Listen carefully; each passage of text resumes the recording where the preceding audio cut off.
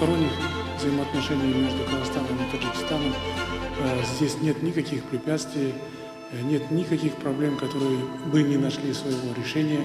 Мы являемся действительно реальными союзниками. Я очень рад этому. Успешно развивается наше двустороннее сотрудничество в торгово-экономическом и культурно-гуманитарной областях, а также в сфере безопасности.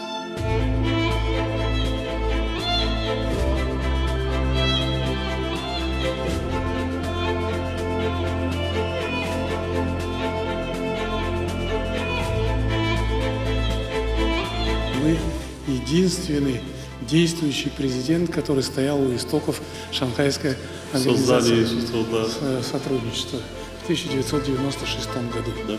Поэтому со всех точек зрения вы являетесь человеком, который имеет огромные заслуги перед Шанхайской организацией сотрудничества.